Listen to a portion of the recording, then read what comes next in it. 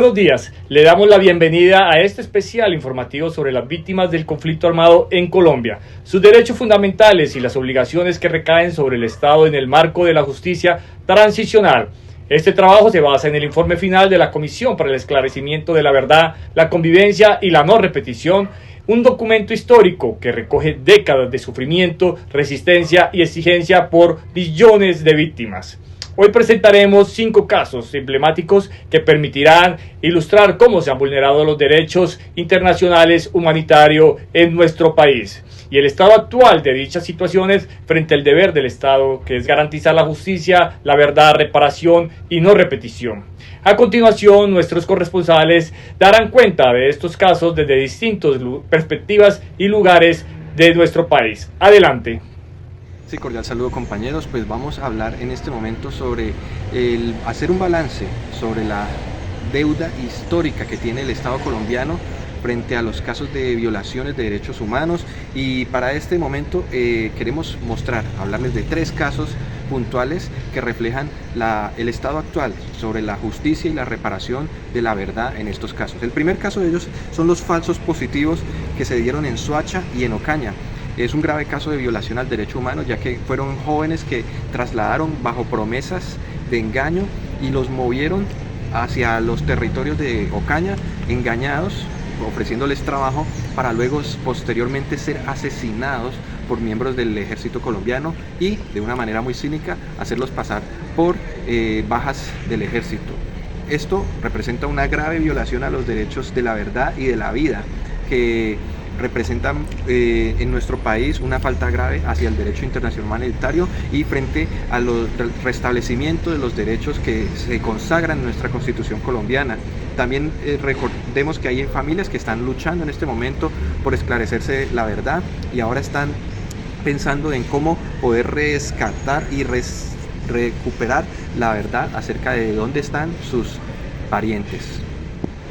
Muy bien, ahora vamos a hablar del segundo caso, y para eso nos tenemos que trasladar hasta la Comuna 13 de Medellín, el lugar donde se llevó a cabo la Operación Orión, que fue una intervención militar y policial en esta comuna en la que estos actores armados ingresaron y extrajeron a muchas personas de sus viviendas. Se reportaron muchos y cientos de casos de personas desaparecidas.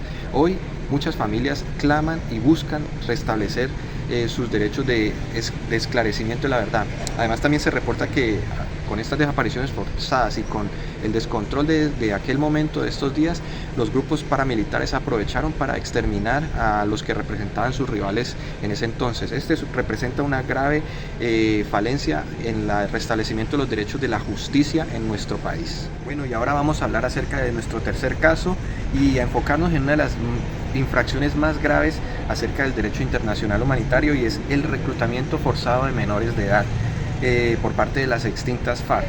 Este consiste en la práctica de extraer a menores, niños, niñas y adolescentes de sus viviendas, de sus familias, de sus hogares, para privarlos y negarles su infancia, su adolescencia, y lo que representa un peligro porque son formados y obligados a empuñar armas y a vivir en la selva, a cometer actos de guerra, a que enfrenten la guerra. Esto representa una grave falta a los derechos humanos en nuestro país y una ruptura irreparable a sus proyectos de vida, ya que trae daños psicológicos y sociales en sus vidas. Por eso procuramos de que se restablezca eso en nuestro país y que el Estado colombiano garantice que a estos niños se les restablezcan sus derechos. Bueno, compañeros, por ahora les doy paso a mi compañera para que siga con los siguientes casos a presentar. Muchas gracias. La deuda histórica de Colombia con las víctimas del conflicto armado. Hoy Colombia enfrenta una dolorosa realidad de clama por justicia, reparación durante décadas. El conflicto armado ha dejado una profunda huella en la vida de miles de mujeres indígenas y campesinas, así como en las comunidades afrocolombianas de regiones como el Chocó y el Cauca. La violencia sexual, el desplazamiento forzado y el despojo de tierra son crímenes que no pueden quedar en el olvido. La violencia sexual se ha utilizado como arma de guerra, dejando cicatrices imborrables en mujeres que han sido violadas por diversos actores armados. El silencio impuesto por el miedo que ha impedido que muchas víctimas alcancen la justicia que merecen.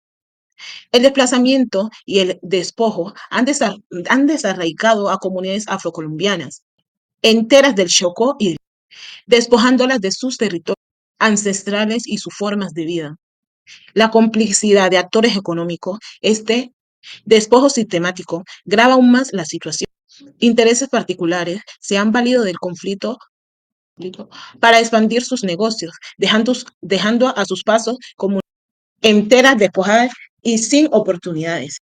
Es hora de romper el silencio y garantizar justicia para las víctimas y reconocer las responsabilidades de todos los actores involucrados. La paz en Colombia solo será posible cuando se repare integralmente a quienes han sufrido las consecuencias de este conflicto. La deuda histórica con estas comunidades exige acciones concretas y un compromiso real con la verdad, la justicia y la no Luego de repetición. conocer estos 5 casos presentados por nuestros reporteros, es claro que las violaciones a los derechos humanos en el conflicto armado colombiano no fueron hechos aislados ni fortuitos. Se trató de patrones sistemáticos que afectaron de forma desproporcionada a las comunidades vulnerables, especialmente a campesinos, pueblos étnicos, mujeres, líderes sociales y menores de edad.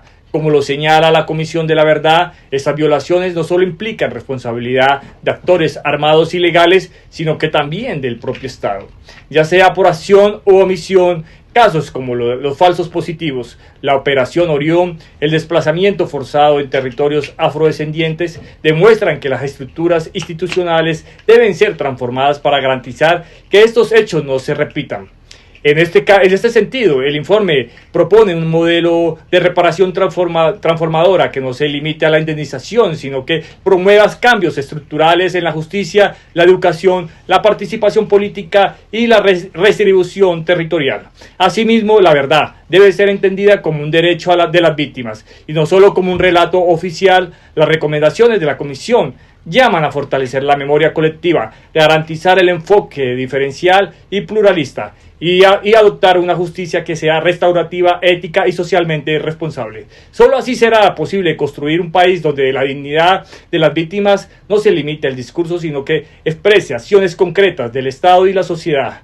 Gracias por acompañarnos, porque hay futuro si hay verdad.